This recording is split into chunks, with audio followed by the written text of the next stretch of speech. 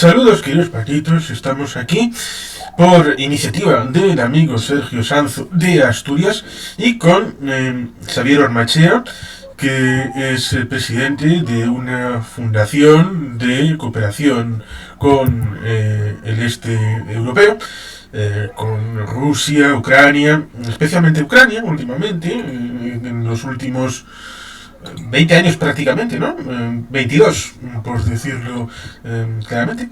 Con lo cual, bienvenidos a ambos.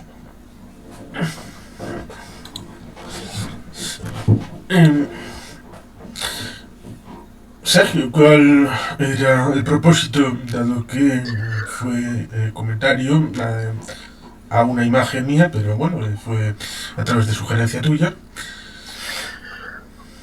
Sí, hola, ¿qué tal? Buenas tardes. Hoy encantado de estar con vosotros aquí, ¿eh? ¿Me escucháis bien, eh? Y esto. ¿Hoy hemos perdido a Xavier? Pues parece que sí, se ha salido. No sé qué ha podido pasar.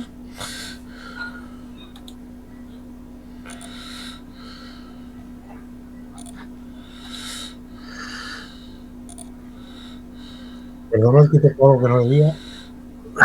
Pues habrá sido algún barco de estos que hacen cosas.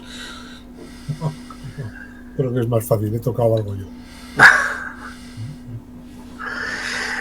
Nada, buenas tardes. Lo que estaba comentando, un poco al hilo del post que hizo el otro día Juan Carlos en Facebook, me pareció interesante. Era algo así como una reflexión para la paz en la guerra de Ucrania después de más de 1000 días de guerra, ¿no?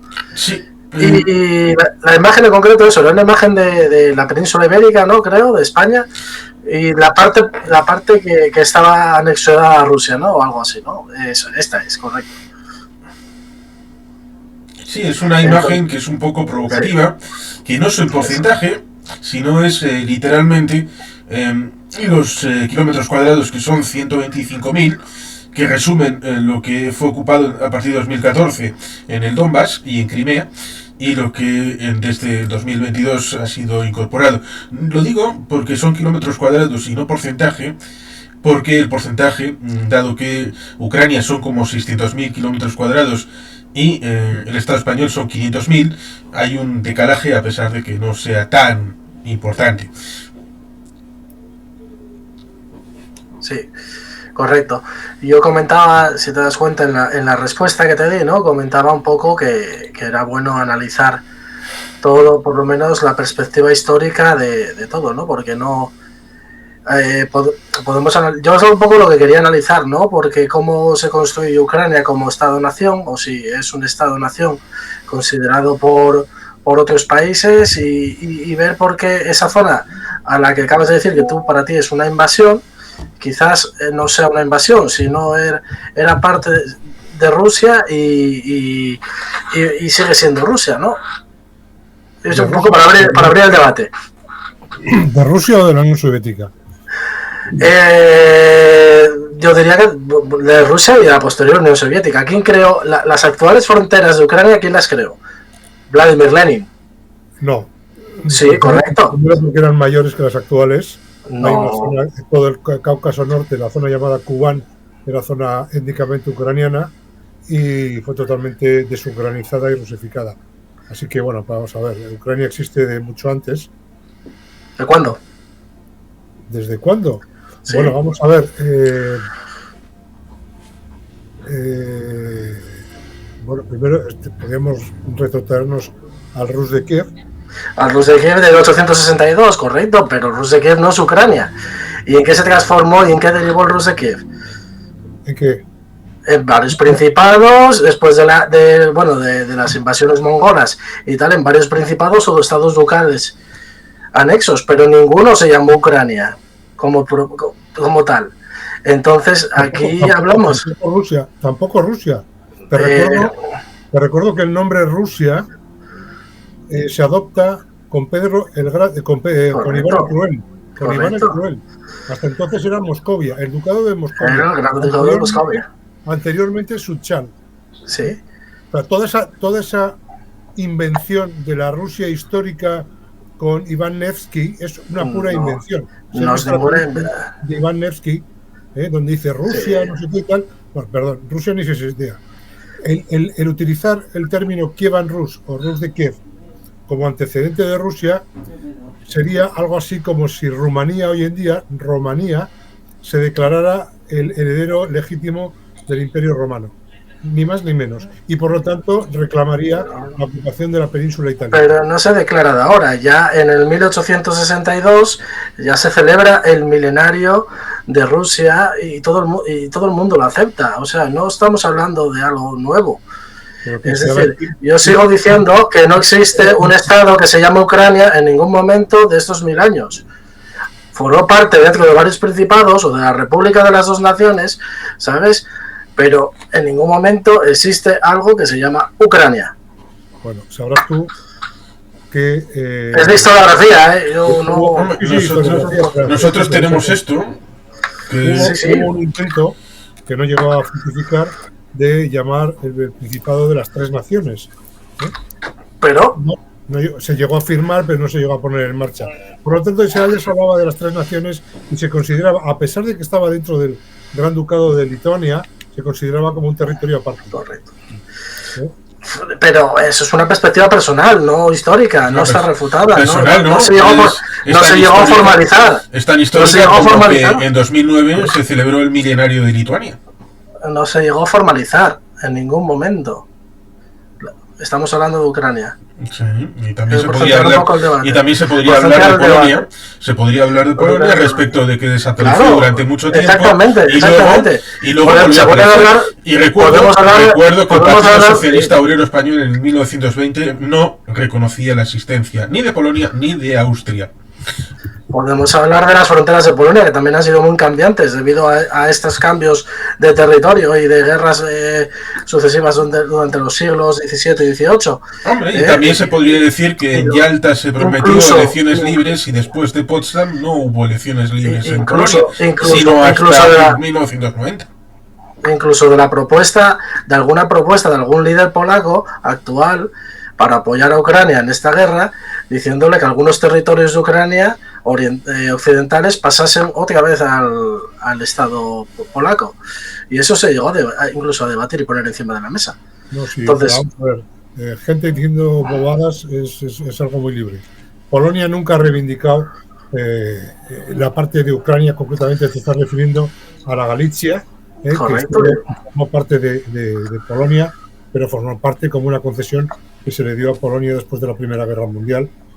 Y bueno, además hubo ahí mucho que hablar porque hubo intentos de procesos de polonización, etcétera, ¿no? Pero en realidad en Polonia no se reivindica para nada ningún territorio ucraniano.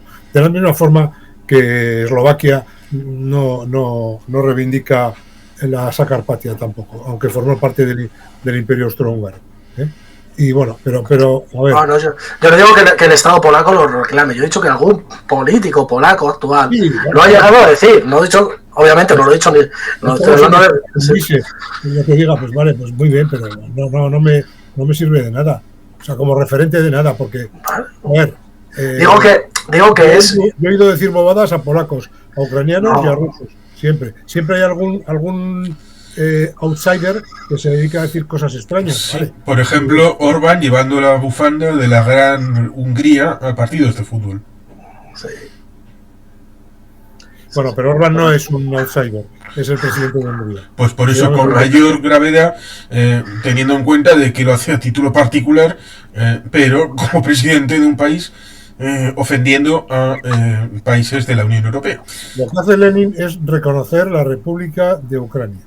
No, pero cuando... No eso, sino que al principio reconoce prácticamente la República Independiente de Ucrania. Lo que pasa es que ya en poco tiempo cambia y ya dice que no, que tiene que estar dentro de la Unión Soviética. No. Hay un elemento que se olvida, que es que en las negociaciones de Brest-Litovsk, de Brest, de marzo, culminadas en marzo del año 18, hay una delegación propia, independiente, separada de Ucrania.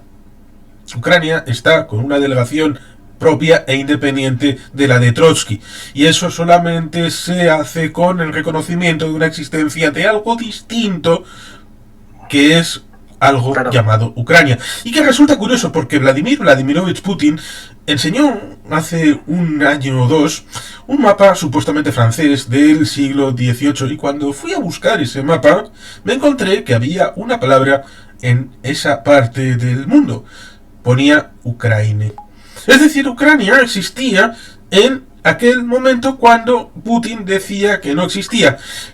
Podemos irnos a la historia y reivindicar tal o cual suceso. Lo importante es, Ucrania hoy es una nación, se reconoce a partir de las fronteras de 1991, se reconoce a través de la garantía que debería haber servido del Memorándum de Budapest de 1994, se reconoce ese país, que resulta curioso porque en 1945 se incorpora a Naciones Unidas con una delegación aparte, que no es la de la Unión Soviética, sino propia, con su propio embajador, y que eso significa que no puede heredar el asiento de Naciones Unidas de la Unión Soviética. Otra cosa es que Kazajistán sí pueda y que no haya ningún texto legal ni ordenamiento de sucesión del asiento de la URSS respecto de la Federación Rusa, cosa que a Putin le importa poco porque su estilo no es democrático. Pero claro, Ucrania existe y es un país independiente, y eso es lo importante.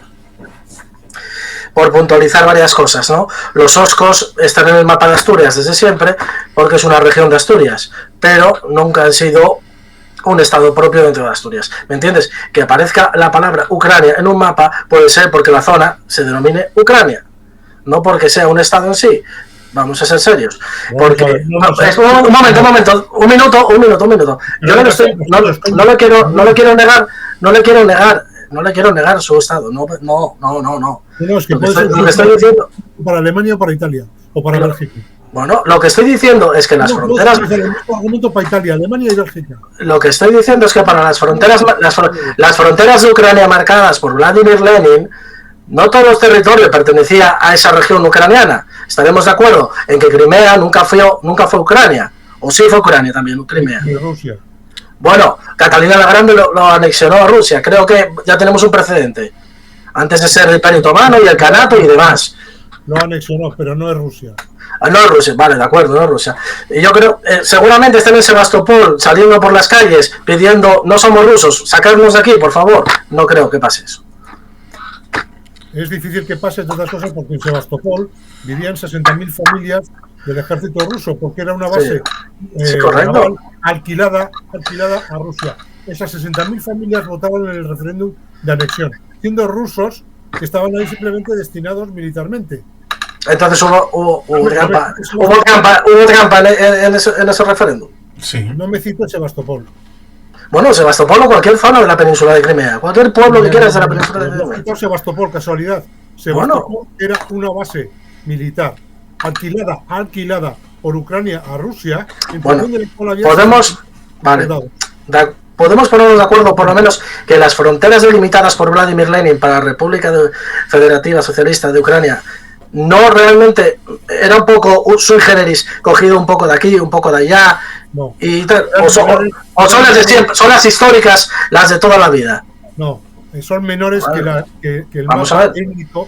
A ver, existen mapas de la época de la Sociedad de Naciones donde se delimitaban las etnias existentes en Europa.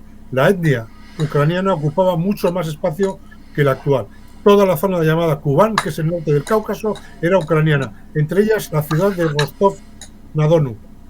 Rostov-na-Don, sí. La zona ucraniana, que luego fue rusificada, desucranizada, etcétera.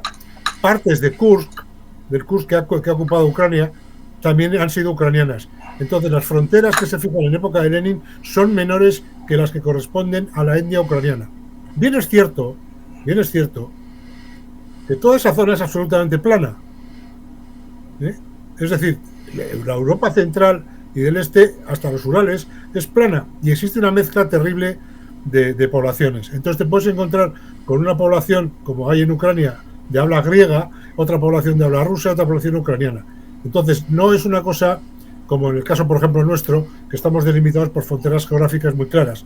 Tenemos ríos, montes, etcétera, que delimitan. En el centro de Europa eso no existe. Por eso nos encontramos con una mezcla de polacos, rumanos, tal, que están mezclados en zonas, por ejemplo, un caso típico es la Bucovina, donde existen gente de diferentes etnias. O, por ejemplo, en Polonia, la Silesia, donde hay alemanes, donde hay eslavos, etcétera. Entonces hay una mezcla de población y no podemos hablar de fronteras claramente delimitadas. Pero la frontera étnica de Ucrania era bastante mayor que la actual. Y eso aparece en mapas de la época de la Sociedad de Naciones. Vale, pero no. Ya te has citado indirectamente la Nueva Rusia, lo que se llamaba la Nueva Rusia. Correcto, Nueva Rusia, correcto. La Nueva Rusia se crearon varias ciudades, fue poblada con población mayoritariamente ucraniana, si bien las élites de las ciudades eran rusas. Pero la población, igual que la de Crimea, con la que se repuebla, es mayoritariamente ucraniana. Los campesinos son ucranianos, con los que se repuebla toda esa zona a la que se le llama Nueva Rusia, que eran las zonas que habían quedado desocupadas por las guerras con el Kanato de Crimea. Que es un poco lo que sucedía en la época de la Sociedad de Naciones, después de la Primera Guerra Mundial, en la zona de Pomerania, Silesia, que, si bien es cierto que las ciudades era de mayoría germana, en la zona rural era de mayoría polaca, y esa mayoría polaca acabó suponiendo la permanencia de Polonia después de la Segunda Guerra Mundial. Lo mismo que pasa en Transilvania con la minoría húngara, que era la minoría que dominaba en las ciudades, mientras que la población rural son rumanos y siguen siendo rumanos. Hay una mayoría clarísima de rumanos, pero bueno, pues estaba también el tema que estaban mezclados con los húngaros, ¿no? Pero sí es normal que haya mezcla de etnias al final en los estados. Y un estado tan grande como podía ser el Imperio Ruso o la posterior Unión Soviética, es normal que hubiese mezcla de etnias. Sí, y ahí está la diferencia entre ser una minoría de carácter nacional y ser luego una minoría de un pueblo distinto. Es decir, que una minoría también con un estado, porque los rusos tienen su propio estado, no es como los ucranianos que tienen solamente el estado de Ucrania y durante un cierto tiempo no lo tuvieron, a la existencia de un estado o no un estado y ser una minoría de otro pueblo dentro de otro estado. Son derechos distintos. Es muy normal en Rusia. En Rusia hay minorías tártaras importantísimas, está el Tatarstán, está la zona de Ulyanovsk, hoy en día creo que se llama Simbirsk, en la que hay una población tártara importantísima. Está la República de Mordovia, que son fino-hungrios. Oye, podríamos seguir así. Sí, hasta Yakutia. Correcto. No, eso ya no es Rusia. De los Urales hacia Asia, eso no es Rusia. Pero eso es una mencionada por Rusia, donde no hay población étnica rusa. Sí, precisamente a eso iba. No es Rusia, pero es colonia rusa. Sí, bueno, colonia. Vale, pero eso son cosas que se han ido anexionando en la época de ¿cómo se llama de Molotov y compañía, que se anexionaron todas las repúblicas asiáticas hasta Yakutia. Es importante porque toda esta población ha sido reclutada para ir a la guerra en Ucrania como una limpieza étnica. Pero dentro de Rusia, es decir, de la República Rusa, dentro de la Federación Rusa, también existen repúblicas, etcétera, que no son de etnia rusa. Por ejemplo, Chechenia. Bueno, Chechenia es... Sí. No, me quería referir a Mordovia. También, bueno. Es un caso claro de que son fino-hungrios, tienen un idioma fino-hungrio, están emitidos dentro de Rusia. Sí, a ver, volvemos al mismo. Está claro que Rusia es un país donde existen varias etnias y varias culturas, varias religiones y conviven. Eso está claro, estamos todos de acuerdo. Es un placer escucharte, Xavier, que veo que conoces bien la historia de la zona. Gracias, me alegro mucho de tus palabras. No, lo de las religiones me pasó una vez. Yo estuve viviendo un mes en Simbirsk. A pesar de tener opiniones, ¿ves? Como históricas o geográficas diferentes, Estuve un mes viviendo en Ulyanovsk, que ahora se llama Simbirsk, ha recuperado su antiguo nombre, que es la ciudad natal de Lenin, y conocí a un chico que era tártaro, y le pregunté, ¿tú que eres cristiano o musulmán? Y se me ofendió. Me dijo, soy tártaro. Si soy tártaro, tengo que ser musulmán. Xavier, ¿sabes lo que decían la población de Crimea cuando se anexionó Rusia en la última anexión? Que eran soviéticos. Que ellos eran soviéticos y nunca habían dejado de ser soviéticos. Bueno, el problema es que fue Crimea, es un territorio donde el referéndum de la independencia ganó ampliamente, pero con menos margen. Creo que sacaron un 60% aproximadamente. Y todos los que decían eso eran los otros, los que no habían los que habían votado en contra de la independencia, pero que aún así no eran mayoría. Y hoy en día la población con más legitimidad para denominarse son los tártaros, ¿eh? Y los tártaros claramente quieren estar con Ucrania, no quieren estar con Rusia. Tendrán que manifestarlo más activamente, creo. En una zona ocupada es difícil manifestarse. No, te aseguro que la prensa occidental estaría encantado de sacarles en portada. Bueno, ya ha salido, ha habido hace poco declaraciones del líder de los tártaros de ahí, pero claro, el problema es que en Rusia, ya sabes tú, que si dices de ciertas cosas, ten cuidado con lo que bebes. Sí, ahí está Litvinenko, está la periodista Politkovskaya, está Boris Nemtsov, que murió al lado del Kremlin, Navalny. Pero bueno, yo lo único, a ver, yo no conozco el debate tuyo con Juan Carlos. No, simplemente quería decir que quizás yo en la exposición inicial que hice aquí, y lo que yo entiendo es que Ucrania cuando se integra en la URSS, creo que las fronteras que se le dieron a Ucrania, que ya habían sido delimitadas por Lenin en su día, creo que no correspondían exactamente a lo que podíamos decir, a la tierra de los ucranianos. Hombre, ahí te estás ocultando el hecho de las diferentes guerras dentro del 17-18 hasta el 20 y el 22, y es lo que hubo hasta 4 o 5 facciones: los negros de Magno, el ejército verde, el ejército blanco, el ejército rojo, los independentistas de Ucrania. Mira, una de las claves de por qué no llega a constituirse la República de Ucrania, por Néstor Magnó, que es un anarquista que llega a dominar todo el sur de Ucrania y que no cree en la nación ucraniana, y precisamente esto produce una división interna que es la que la República de Ucrania, que inicialmente había sido reconocida por Lenin, precisamente por la influencia de Néstor Magnó, que lucha en contra de los bolcheviques, finalmente no acaba siendo reconocida y acaba siendo incorporada a la Unión Soviética. Néstor Magnó, que algunos le consideran un héroe, desde el punto de vista de la nación ucraniana es un traidor. Y las fronteras étnicas de Ucrania, si quieres me das tu email y te mando un mapa creo que es del año 18, eran mayores que las actuales. Y fundamentalmente, muy importante, pero son limes étnicos, no son limes históricos políticos. No, son límites étnicos. Evidentemente los mapas de las sociedades naciones eran étnicos, eran lingüísticos más que étnicos. Ya, claro, pero es como el mapa lingüístico del asturiano. Es diferente al límite político. Son cosas totalmente diferentes. Y aquí estamos hablando de un territorio que tiene un límite político, ¿no? Queremos intentar delimitar. Leonés. Queremos, sí, bueno, no voy a olvidar eso. Yo estaba en la comarca de Oscos y en todos los que hablan gallego. Sí, el León gallego, sí. Y no se sienten gallegos, se sienten asturianos. Sí, pero es que bueno, si queréis hablamos del asturiano otro día, pero el asturiano tiene varias variantes. Una de ellas es el león aviego, ¿no? Es el que tú estás haciendo referencia, reconocida por la Academia de la Lengua Asturiana y por los académicos. Entonces, pero bueno, simplemente estaba poniendo un ejemplo, ¿no? Un ejemplo comparativo al que tú me decías. Mapas étnicos puede haber muchísimos, pero al final hay limes políticos desde siempre que delimitan lo que es un Estado o lo que es una nación.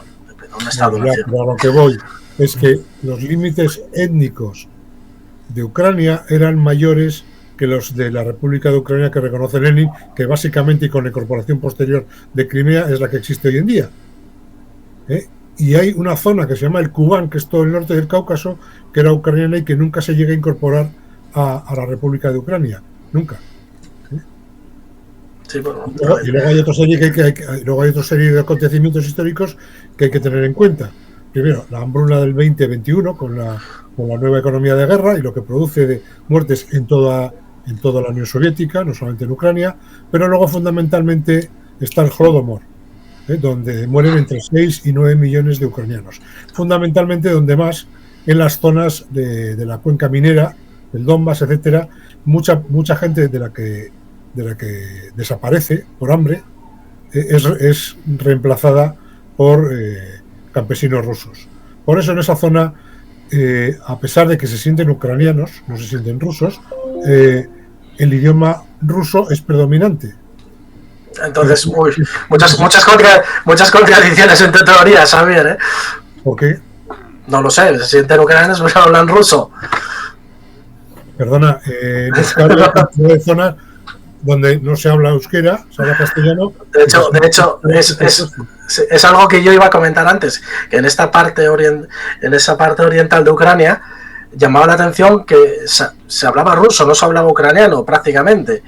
Entonces, dice mucho de cómo el país está bien dividido en dos, ¿no?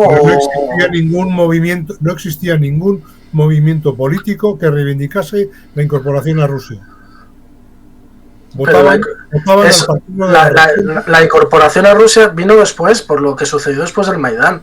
Si no hubiese sucedido el Maidán, posiblemente no estaríamos hablando de guerra de Ucrania. Sí, porque ahí estaríamos olvidando pequeños detalles. No. Sí, estaríamos. No. Sí, hubiese habido unas elecciones, hubiera salido X de presidente, bien prorruso, bien pro Unión Europea y ya está. Ya la subo y salió Poroshenko. El Maidán lo que lleva al final la consecuencia. Sí, el Maidán lo que hace es repetir unas elecciones que no había ganado. La Verkhovna Rada, donde depositaria de la soberanía popular ucraniana, depone al presidente, al cleptómano Yanukovych, pero le depone el parlamento. Hablar de un golpe de Estado, como algunos hablan, no me refiero a ti, es materialmente y políticamente y jurídicamente imposible que un parlamento dé un golpe de Estado. Es un impeachment. Es un impeachment lo que ocurre. Y el parlamento, la Verkhovna Rada, depone a Yanukovych como presidente. Y que hay gente que se obceca respecto de la OTAN por aquí y por allá. Es la Unión Europea. Es la Unión Europea el objetivo de Rusia. No quiere que Ucrania participe de la Unión Europea. Claro que sí. En 2013 fue un acuerdo de asociación que iba a firmar, entre otros, Ucrania, y llamó el Kremlin a Yanukovych, que ganó en 2010, pero que inmediatamente dio una suerte de golpe de Estado suave, quitando de la Rada Suprema la capacidad de nombramiento del primer ministro, ministro de Defensa y de ministro del Interior, y lo asumió para la presidencia, lo que estaba vetado por la Constitución de Ucrania. Y en 2013 pasó eso. Le llamó el Kremlin y le dijo: te pongo 9.000 millones de dólares encima de la mesa si quitas la firma de mañana y te vas a tu casa. ¿Qué hizo Yanukovych? Se fue a su casa. La gente se cabreó porque la gente desde 2004 y de la Revolución Naranja y del envenenado Yushchenko, envenenado, ¿por quién? Lo dejo a que la gente lo interprete. Creo que el mismo que envenenó a Litvinenko, el mismo que mató a Boris Nemtsov, a Anna Politkovskaya y toda esta gente. Pues la gente se cabreó y fue a la calle. Incluso llegó a un acuerdo entre las élites para calmar la cosa a comienzos de 2014, y el pueblo dijo: hay un cuerno, no estamos aquí para que hagáis un acuerdo en las élites. Y siguió peleando hasta que depusieron en la Rada al presidente del país, el cual curiosamente salió con un coche, creo que fue en la parte de atrás, en el maletero. Pero bueno, esos son detallitos. La gente lo que quería era participación en la Unión Europea. ¿Por qué? Porque veía la potencialidad de la vida que tenían los rumanos, los polacos, los estonios, letonios y lituanos en el ámbito económico, político, de libertades, que Rusia no tiene. No tiene con Putin, no tiene en las ciudades y mucho menos en el ámbito rural. Y la posibilidad... Todos los presidentes que ha tenido Ucrania, Kravchuk, el primero, después vino Kuchma, después fue Yushchenko, después Yanukovych, después Poroshenko, todos han llevado en su programa la incorporación a la Unión Europea. Luego es cierto que Kuchma y Yanukovych hacían como que hacían y luego no hacían nada. Lo único que hacían era paralizar el proceso. Hay un dato que es muy interesante, que es cuando Ucrania se independiza, hay algunos informes del Deutsche Bank diciendo que de toda la Europa del Este, el país más preparado y más capacitado para entrar en la Unión Europea es Ucrania. Resulta que el proceso de reformas no se lleva a cabo y Ucrania se va yendo cada vez más atrás. Tener en cuenta que, por ejemplo, Ucrania no entra en la Organización Mundial del Comercio creo que está Yushchenko, pues Leonid Kuchma nunca entró en la Organización Mundial del Comercio. Y es más, Polonia y Ucrania tenían un PIB muy parecido. Cuando Polonia decide entrar en la Unión Europea, o se le permite entrar en la Unión Europea, Lech Walesa dice que Polonia no debería entrar si no entra Ucrania conjuntamente. Bueno, posiblemente lo diría para quedar bien, etcétera, pero yo recuerdo que lo comentó. Con el paso de los años, en 20 años, el PIB de Polonia es 4 veces el de Ucrania. Bueno, pues es un hecho cierto, ¿no?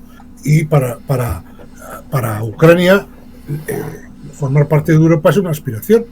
Es decir, yo recuerdo las primeras veces que fui a Ucrania, que era el 2002, donde todavía veías restos de la Unión Soviética, ¿no? Pues veías los Lada por la calle, que se caían a cachos, etcétera.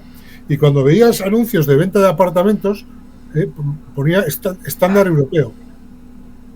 Es decir, cuando tú tenías un apartamento de estos viejos soviéticos y lo reformabas y lo ponías bien, lo que le añadías en el anuncio era estándar europeo. O sea, ellos se miran en el estándar europeo, lógicamente.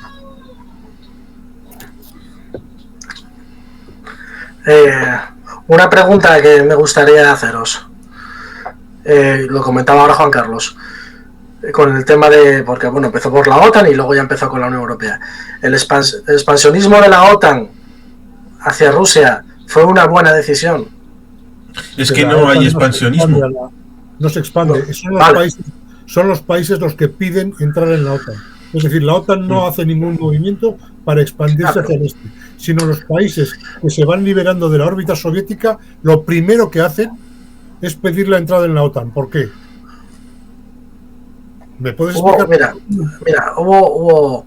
Yo creo que eso es un error. Y puedo añadir que en 1993 Boris Yeltsin visitó tanto Praga como Varsovia y les preguntó la prensa a Boris Yeltsin: oye, ¿qué te parece que Chequia y Polonia ingresen en la OTAN? Y les respondió: si yo fuera ellos, haría exactamente lo mismo. Bueno, yo creo, no soy de la misma opinión. No me acuerdo ahora mismo. Hubo un político alemán del PSD, no me acuerdo ahora mismo, que dijo: creo que estamos haciendo, no sé, algo así, dijo algo, estamos haciendo mal las cosas, en vez de expansionar más la OTAN y arrinconar a Rusia, deberíamos llegar a una solución europea, en conjunto, a una solución de OTAN europea que evite posibles conflictos o simplemente que acerque más la frontera de un conflicto hacia Rusia. La OTAN no es expansionista y tampoco es agresiva. Es una organización defensiva. Díselo a los de Belgrado, eso. Es la única vez en la historia que la OTAN ha intervenido. Pero en lugar de decírselo a los de Belgrado, díselo a los de Sarajevo. Sí. Díselo a los de Sarajevo. A los que había que salvar la vida era a los bosnios. Y si no llega a ser por la intervención de la OTAN en Belgrado, Bosnia y Herzegovina hubiera sido aniquilada. Y en aquel momento el clamor popular en Europa Occidental era: ¿qué hace la OTAN que no interviene para salvar a Bosnia y Herzegovina? Ese es otro tema que podemos hablar otro día de la guerra de la desintegración de Yugoslavia y cómo llegó Yugoslavia a esa situación y quién la propició. Pues yo para eso tengo un vídeo de 1 hora 45 minutos explicándolo bastante bien. Pues me gustaría verlo para ver quién lo propició, porque igual se desintegró, como dicen en los libros de historia, por cuestiones culturales y étnicas, ¿no? Cuestiones políticas e institucionales. Yugoslavia era un invento, básicamente, de Tito. Y me acuerdo que un gran periodista, creo que valenciano, Manuel Vicens, decía: mira, Yugoslavia es como una mayonesa que mientras ha habido una persona batiendo, se mantenía unida. Pero en el momento que han dejado de batir, se ha cortado.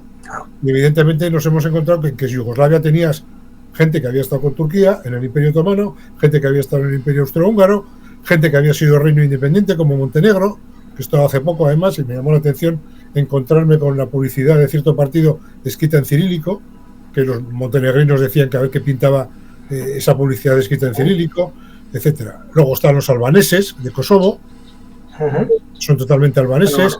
Luego están los macedonios, que no se sabe muy bien qué son, porque para los búlgaros son búlgaros, para los Son macedonios, para ellos son macedonios. Sí, pero me acuerdo que Si es por provocar, se puede decir que Rusia fue la culpable de la Primera Guerra Mundial. Bueno, eso es mucho decir. Claro, Sí, yo creo enlazado que sí. con las dos guerras balcánicas previas y el juego de alianzas con Bulgaria y con Serbia. Juan Carlos, desde tu perspectiva. No, eso se puede objetivar en datos.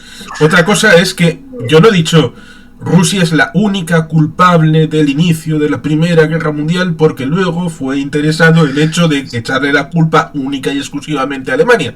Pero la historia puede pasar por el plan que había en 1914 por parte de Rusia de la conquista de Estambul.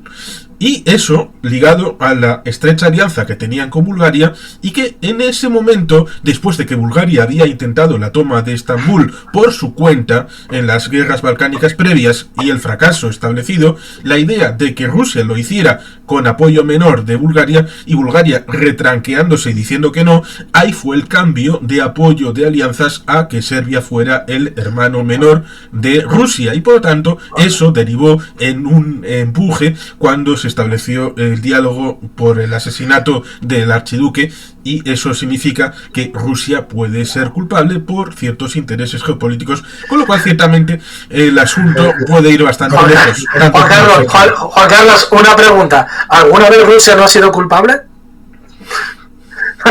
Es que parece que todo ese momento ha sido culpa de Rusia desde tu perspectiva. Vamos a ser un poco Rusia no, por ejemplo, en la batalla de Tsushima, Rusia no fue culpable. Rusia fue derrotada. Bueno, menos mal que entraron en Berlín en el 45, por favor. Vamos a decir algo bueno, algo positivo.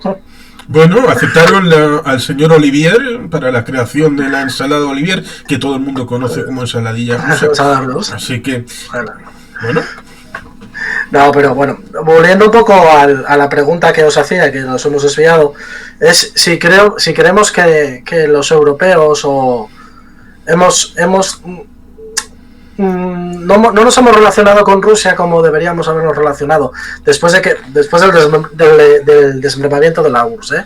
Me refiero a que ¿por qué no se llevó a cabo por parte de los líderes en su momento de un proceso de colaboración y de crear una Europa? Bueno, no se pudo, porque al final estamos donde estamos otra vez en bloques. Se llevó hasta que Putin decidió marcharse. Yo recuerdo un discurso en el que dijo que Rusia entraba a formar parte como observador en la OTAN, se empezó a hablar de colaboración, etcétera. Hubo un discurso en el que en tono de humor dijo que iban a cambiar el nombre a la OTAN, y en lugar de la OTAN iba a ser el Soviet de Defensa. Sí, es verdad que Putin tanteó un poco el ingreso en la OTAN y se lo dijo a Bill Clinton, y Bill Clinton le dijo que había hablado con su gente y que no podía ser eso. No, pero llegaron a establecer programas de cooperación. Al final la OTAN, si de verdad en aquella ocasión Putin tenía interés real de formar parte de la Alianza Atlántica, y alguien le dijo pero bueno, tener un estatus de colaboración. Bueno, pero yo creo que no. Yo creo que después del desmembramiento de la URSS, lo que la Federación Rusa estaba muy económicamente, pasó bastantes apuros. Yo creo que echaron en falta más ayuda, desde mi perspectiva, de Occidente después de haber abandonado, de aceptar la economía de mercado y demás. Resulta curioso porque creo que no tuvimos altura de miras. Simplemente es en los años 90 estuvo a punto de colapsar la Federación Rusa y fue Occidente quien la salvó. Sí. No, pero a ver, que sí. No sé si, pero había más formas de intentar canalizar toda esta situación, y yo creo que no se hizo. Es verdad que después del inicio del liderazgo de Putin hay un cambio drástico de política, ¿no? Pero básicamente porque yo creo que Yeltsin no dejó de ser un mero títere de Occidente. No, para nada. Hoy en día está demostrado que Occidente no tuvo nada que ver en el desmembramiento de la Unión Soviética. Nada. No estoy diciendo eso. Estoy diciendo que Yeltsin nunca dio la cara por su país, y es normal que viniese posterior después de él una presidencia más fuerte, con más carácter. Yeltsin tiene dos etapas. Una primera etapa en la que trata de occidentalizar el país, de crear un país democrático, etcétera, y luego acaba convirtiéndose en un pobre alcohólico corrupto, que es por lo que viene Putin, no por la política que hizo, sino por la deriva de la política de Yeltsin. Todos reconocemos, todos nos acordamos, los que tenemos cierta edad, de Yeltsin subido en un tanque, enfrentándose a las tropas con una valentía terrible, etcétera.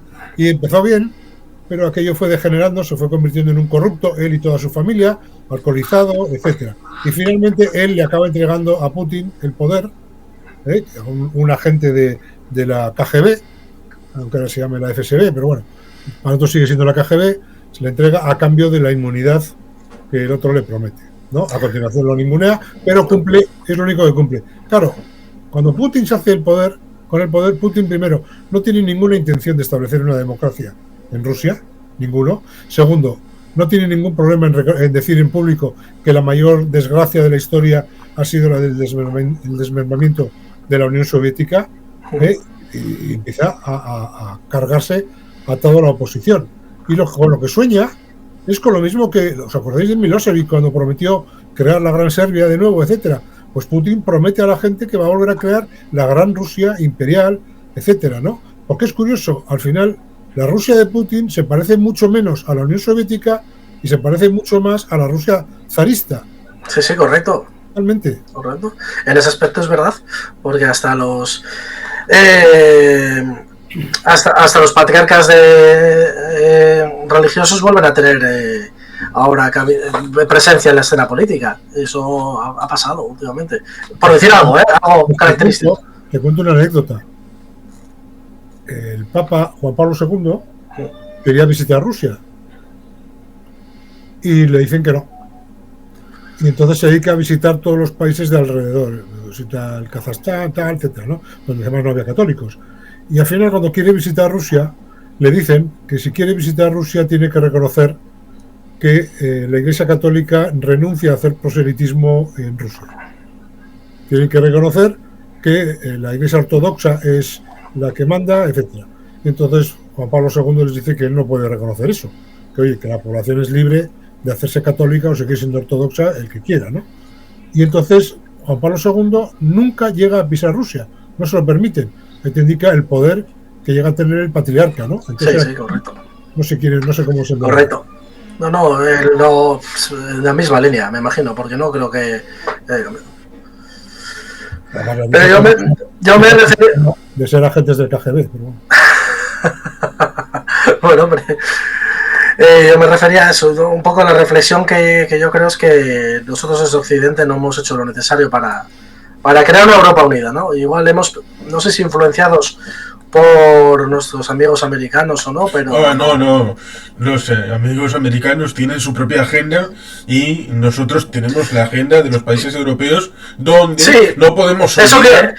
Eso pienso a veces, Juan Carlos, pero es que no que la podemos olvidar lo que pasó entre el 46 y el 56 en Europa Central y Oriental. Él está hablando del mensaje de Churchill de Ucrania Unida del Atlántico a los Urales, que creo que es un poco debería ser la aspiración.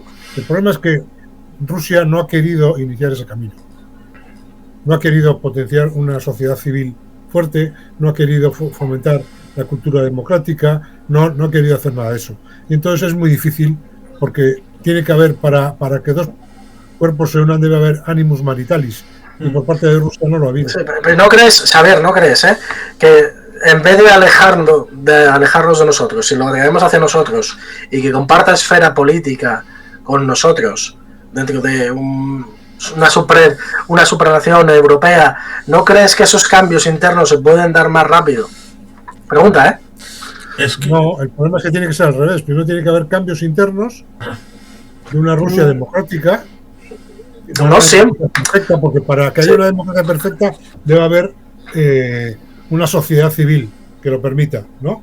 Por eso todos los intentos occidentales de imponer democracias fuera del mundo occidental fracasan estrepitosamente, ¿no? Ahí tenéis el caso de Egipto, etcétera, ¿no? Y todas las primaveras árabes, quitando Túnez, donde más o menos ha mantenido algo, el resto ha fracasado. ¿Por qué? Porque tú no puedes imponer, que es una crítica que sí tenemos que hacer, que si el modelo occidental es exportable. Sí, pero es una crítica múltiple que se puede citar a Afganistán del 2001 al 2021, pero se olvida del pequeño hecho de que se da el golpe de Estado en 1979, en el que había unas estructuras rurales de una especie de tejido de seguridad social ligado al ámbito religioso, y desde la perspectiva de la Patrice Lumumba, enviado con esta gente que estudió allí, que eran afganos pero estudiaron en Moscú, enviados de vuelta, montaron el golpe de Estado en 1979 y retiraron todas estas estructuras como elemento viejuno sin sustituirlas por un esquema que le ocupara el lugar, dando lugar precisamente a un resentimiento desde las zonas rurales respecto a ese golpe de Estado y al gobierno resultante, dando vía libre a los mujahideen que dieron la réplica. Y luego, después de que existieron, porque el orden de los factores es importante, después de que existen los mujahideen, son financiados por Estados Unidos para dar la réplica a la Unión Soviética. Pero es que primero existe ese vacío que es llenado, y ciertamente estas cosas suceden. Vamos a Finlandia. Vamos a Finlandia. Finlandia fue objeto de una guerra. Finlandia fue objeto de una guerra. Ucrania otra vez. Sí, pero Finlandia está más cerca de Ucrania y llegaremos a Ucrania de vuelta. Finlandia fue objeto de una guerra. No me estoy refiriendo a la guerra de invierno, sino de una guerra previa que tenía que ver con el hecho de que en teoría en el siglo XIX era parte de Rusia, el ducado de Finlandia, y había una serie de derechos más o menos aparte, y eso hacía que tenía un estatus diferente. Esa rusificación que después del zar Alejandro III, que tuvo una percepción de que había sido demasiado aperturista su padre Alejandro II, con la eliminación de los siervos del Gleba y algunas políticas públicas un poco progresistas para la época, pues Alejandro III piensa que se ha ido un poquito más allá y hay que rusificar todo, y empezando por Finlandia. Y eso acabó teniendo cierta importancia en la independencia del 17, incluso con las Islas Åland, que son de mayoría sueca, y esa situación llevó a los finlandeses a finlandizar todo, y tuvieron precisamente en el 1922-23 un conflicto por la situación del sueco en las islas estas Åland. Pero en aquel caso resulta curioso, los finlandeses acabaron teniendo una resolución pacífica del conflicto, mediados por la Sociedad de Naciones, cosa que Rusia es incapaz de hacer. Es incapaz. ¿Por qué? Incluso lo vemos ahora. Lo vemos con Moldavia, con el caso de Transnistria. Lo vemos con Georgia, con el caso de Abjasia y con Osetia del Sur. Y lo vemos con Ucrania, con el Donbass y con Crimea. La idea de tener palancas dentro de los países para tenerlos controlados y que no puedan escaparse del cepo. Eso es un problema muy grave. Y lo provoca Rusia. O mejor dicho, lo provoca Putin. Me encanta la forma que tienes de hilar. Nos acabas de dar un viaje euroasiático increíble, ¿eh? Y el transiberiano. A ver, respecto a los de Afganistán, que por centrar un poco y cierro el tema. Estoy de acuerdo con lo que has dicho, pero también había intereses de la otra parte de vietnamizar un territorio y que la Unión Soviética sufriera un poco lo que sufrieron en la guerra de Vietnam. O sea, había un poco de las dos partes, vamos a decir la verdad, había un poco de las dos partes. Yo financio estos grupos y que un poco de las dos partes. Para mí, que fue armar a todo aquel que estuviera en contra de la dominación soviética, sin tener en cuenta cómo pensaba. O sea, cuando dicen que Al-Qaeda no es verdad. O sea, los americanos inundan aquello de los famosos Stinger y compañía, y se lo dan a todos. Se lo dan a todos. Y al final, bueno, pues pasa lo que pasa, que generan un país lleno de armas que es ingobernable, ¿no? Totalmente. Y me da pena porque la verdad que ves imágenes a veces de Afganistán antes de aquello y las posibilidades que podía haber tenido como país, ¿no? Sí, porque los soviéticos ya tenían el mapa de los recursos naturales, lo tenían los soviéticos en los 80. Sí. O sea, no lo sé. Yo creo que Afganistán es un estado absolutamente inviable. Sí, bueno, ahora mismo sí. Yo creo que pasa por repartirlo, darle una parte a Pakistán, otra parte a Tayikistán. Bueno, creo que como país no es viable. O sea, Xavier, ¿estás de acuerdo en dividir Afganistán, pero Ucrania no? No, Afganistán es un país artificial. Sí, lo hicieron los ingleses con la línea Durand. Sí. Sí, pero bueno, respecto... en Afganistán. Por volver un poco al tema, ¿no?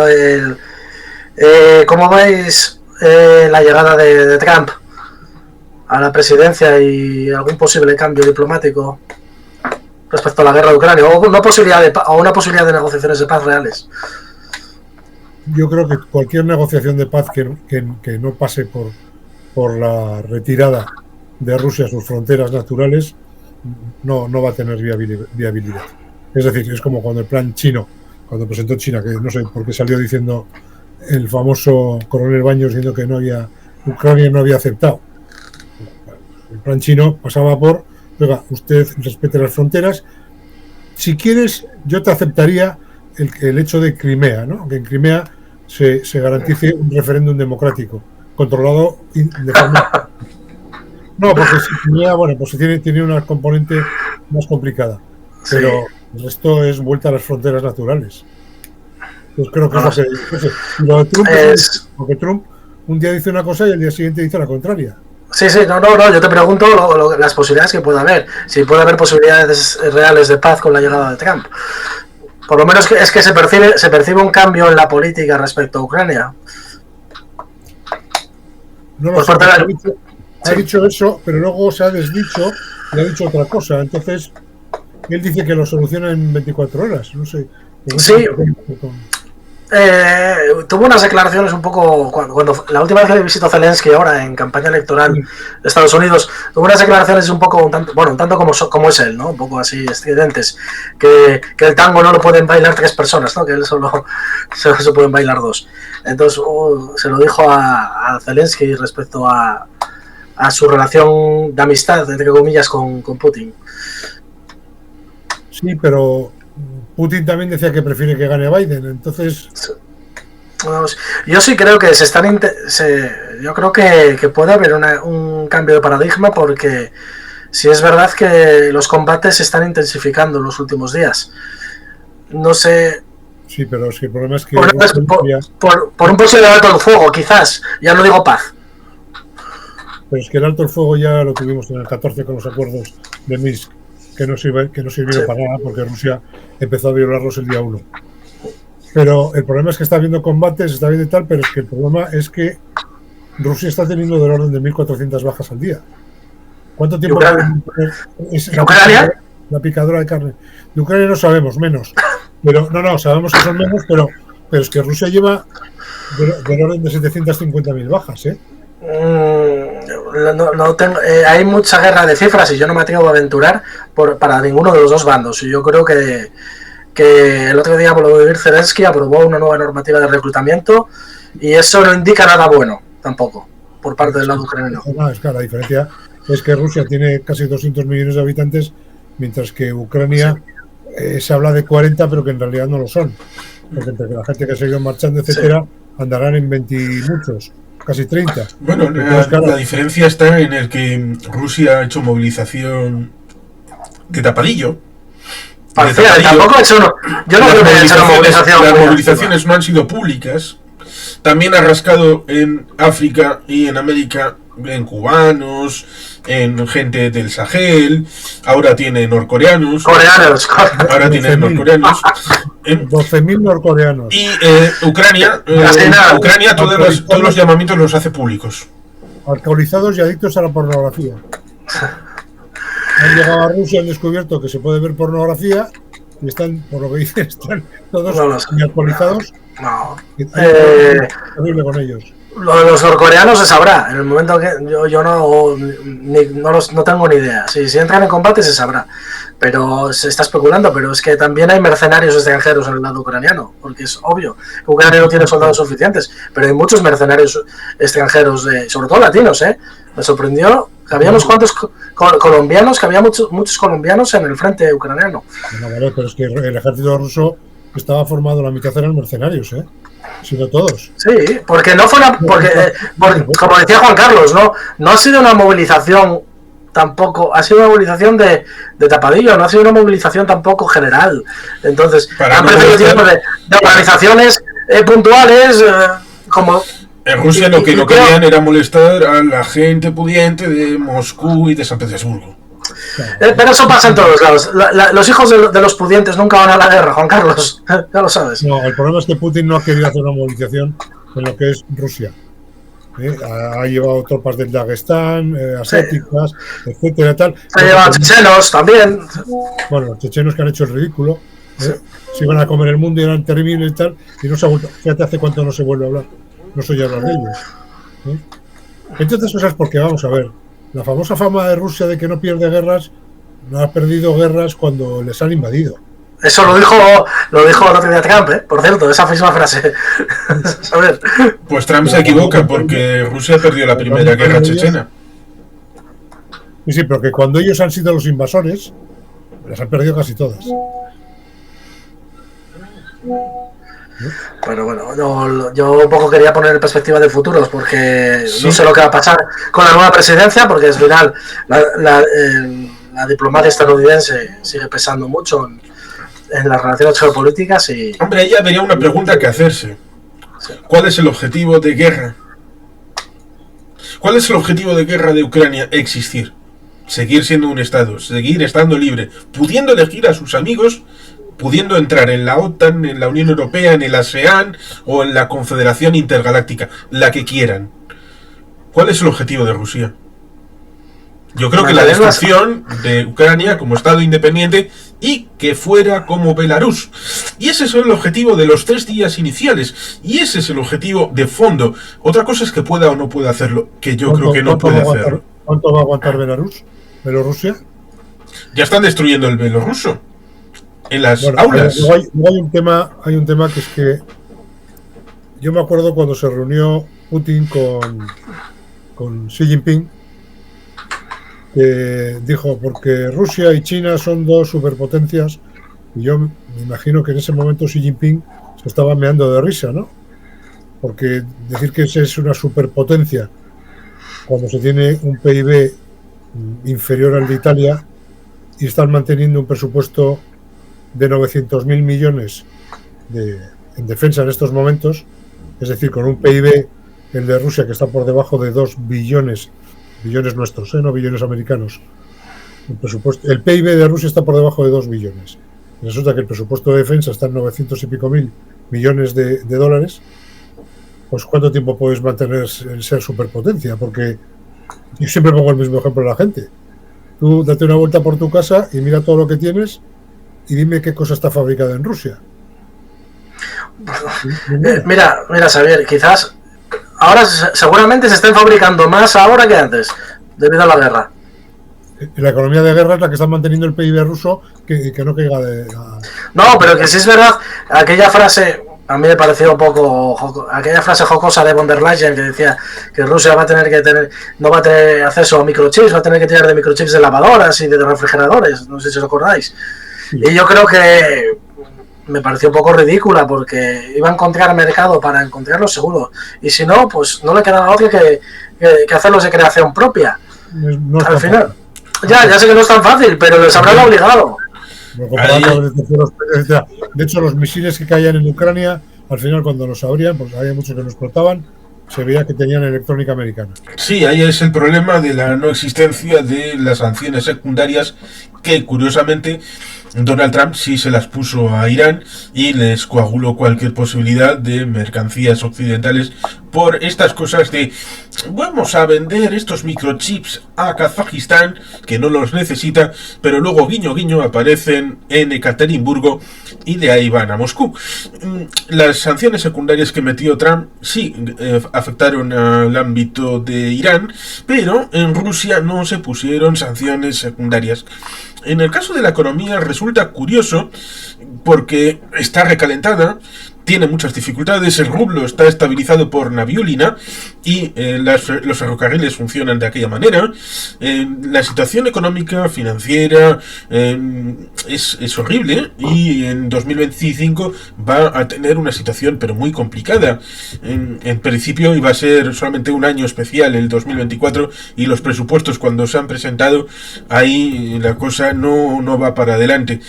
Por lo tanto, Rusia sí tiene elementos de dificultad dificultad en el ámbito económico y financiero, la situación debería de pensarlo, y por eso yo te invito a una reflexión, querido amigo Sergio, que es el hecho de, para ir a la guerra, ¿qué sacrificio han hecho a lo largo de las últimas décadas?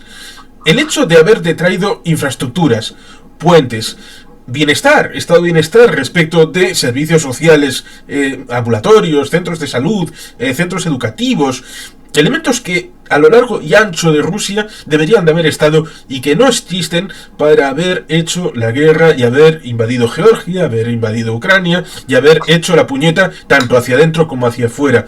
Es decir, calidad de vida que ha sido sustituida con aquel famoso lema de cañones o mantequilla.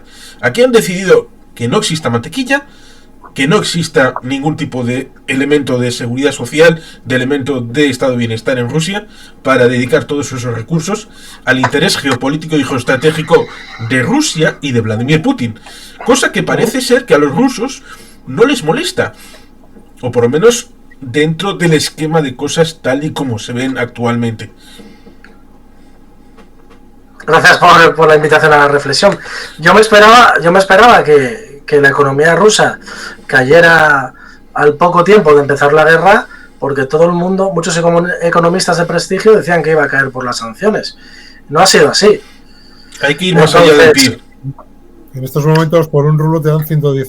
Bueno, puede que, Xavier, yo lo que tú quieras, pero yo si te pasas por las calles de Moscú, hambre no hay, seguro. Ya, pero o sea, una cosa es Moscú y San Petersburgo, y otra cosa es Rusia. La Rusia bueno, sí, claro, es un país muy grande. Y no, respecto a las infraestructuras básicas que tú decías, Juan Carlos, ¿sabes cuál es mi ideario político? Lo que yo pienso de un Estado potente, ¿no? Y social, o sea que... Sí, por eso compárame la situación... No estoy de acuerdo con el liberalismo. No estoy de acuerdo con el liberalismo que se ha aplicado socialmente, al igual que el de Estados Unidos, que no hay. Pues voy a poner un ejemplo que lo tienes cerca. Y ojo que debe mejorarse. La situación de los ferrocarriles en Asturias con respecto de lo que pasa en Rusia. Sí, claro, es una tara que llevamos muchos años con ella, obviamente. Pues imagínate cómo están en Rusia. Y nadie le ha puesto remedio. En Europa hemos optado por una sociedad, por un sistema que se llama economía social de mercado, perdona, y es lo que nos diferencia pues del sistema americano y de otros sistemas, ¿no? Y creo que es un sistema que tenemos que defender y reforzar. Sí, yo estoy de acuerdo con vosotros, ¿no? Es una creación democristiana. Bueno, yo creo que fue más bien una alianza de los democristianos y los socialdemócratas europeos. Eso no se produce hasta finales de los 60, fue cuando Willy Brandt tiene la valentía de desligarse del marxismo. Sí, por eso, pero los socialdemócratas europeos junto con la democracia cristiana. Eso, Willy Brandt fue el asunto del Congreso de Bad Godesberg.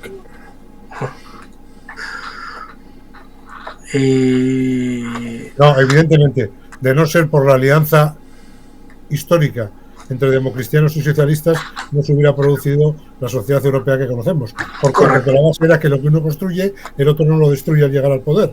Por eso a mí me preocupa la radicalización y la aparición de extremos y el debilitamiento del centro político.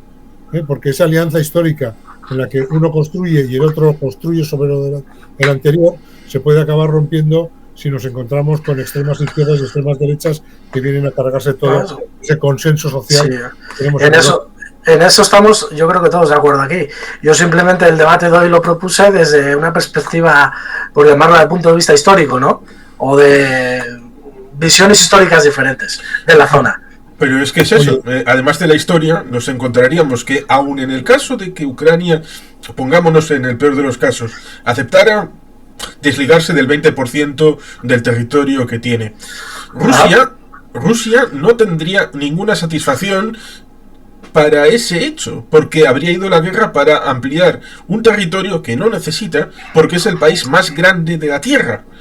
Tierra no le falta, y además en el ámbito del cambio climático el permafrost de Siberia le va a permitir tener tierras cultivables, el tema de la subida por la nueva ruta del mar de la zona del norte, hacia el mar del norte precisamente, la ruta por el Ártico con el deshielo, porque con el cambio climático va a haber ganadores y va a haber perdedores, y uno de los ganadores puede ser Rusia, pero se ha concentrado en esta situación de Ucrania, cuando el desafío, como pasa con los Estados Unidos, el desafío puede ser China. Pero resulta curioso eso. Si hubiera ese momento de finalización con la pérdida de Ucrania del 20%, Ucrania seguiría siendo independiente y Rusia no la tendría en su zurrón. Pues fíjate que con lo cual yo sería creo, una derrota a Rusia. Depende desde qué punto de vista. Depende del objetivo de guerra. Y el objetivo de guerra era la derrota de Ucrania y convertirla como poco en una Bielorrusia más. Sí, está claro, está claro. No, si tenían decidido aquí hasta quién iba a ser el presidente de Ucrania. Yo creo que en ningún momento, yo creo que tampoco Europa y Estados Unidos se lo hubiera permitido llegar, que Rusia hubiese llegado hasta Leópolis, por ejemplo, por ponerte un ejemplo. Yo creo que eso no hubiera pasado nunca, aunque las perspectivas de guerra fueran muy positivas para Rusia. Yo creo que ahora mismo, con las condiciones actuales, manteniendo las provincias del Donbass, Donetsk y Lugansk y Crimea, yo creo que Rusia aceptaría una paz, por lo menos un alto el fuego, y luego quién sabe. Sí, pero lo que pilla Rusia no lo suelta nunca, entonces... No lo va a soltar, obviamente. No lo va a soltar, obviamente. No. Son las 9 y yo me comprometí a estar con vosotros hasta las 9. Cuando queráis hacemos otro debate. Oye, Xavier, un placer, de verdad, Ha sido muy agradable, gracias. Me alegro de haberte conocido y ha sido un placer poder compartir este momento contigo. Igualmente. Otro día hablamos de Yugoslavia. De lo que quieras. Luego.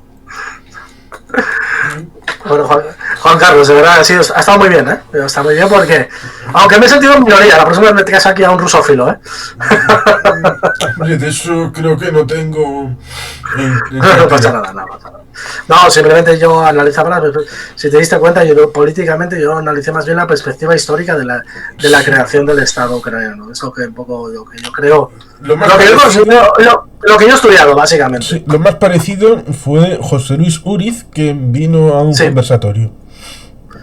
Uriz, hostias. Sí. Pues eso, simplemente yo creo que eso, lo que expuse antes, Xavier y tú tenéis nuestra visión diferente sobre la delimitación territorial de la Ucrania histórica. Y es eso, hicimos este bonito libro que tiene 180 páginas, en el que, pues Xavier hace un capítulo bien interesante, como es Rus de Kiev, Orígenes, y luego también aparecen Rubén Villamor, Domingo Cáceres, Víctor Basilescu, Eric Encinas, Óscar Maragaño, Mariano López de Miguel, Alex Botella y Nacho Montes de Oca.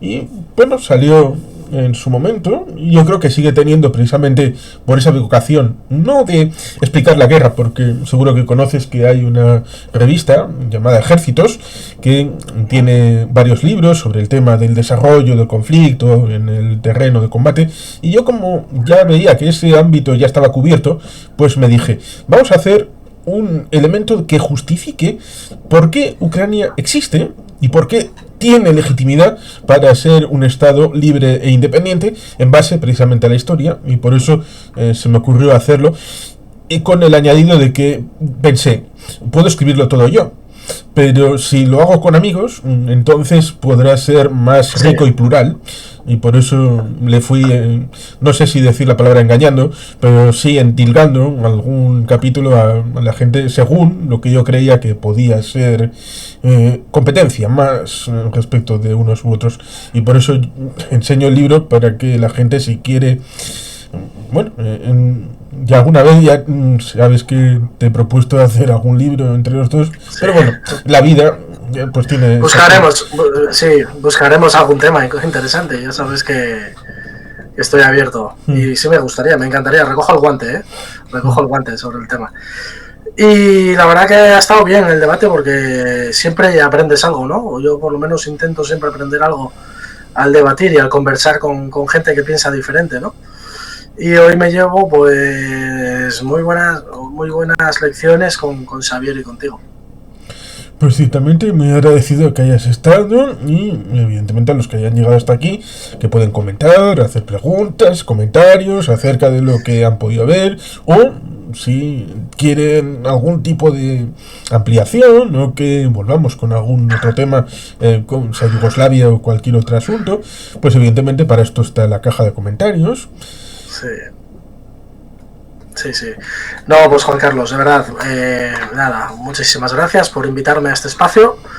He dado mi perspectiva, la que creía que es la perspectiva histórica, o por lo menos la que yo creía. Y dar una solución también, y ya ves que he propuesto aquí en el debate soluciones que va a pasar ahora sobre incógnitas para el futuro, porque yo creo que lo que queremos todos además es que se pare la guerra. Eso para empezar, un alto el fuego, y luego ya que entren negociaciones de paz, pero yo creo que todos deseamos que pare esto. Sí, efectivamente, y yo solamente puedo añadir lo que se suele comentar en estos momentos, como es Slava Ukraini, Heroyam Slava.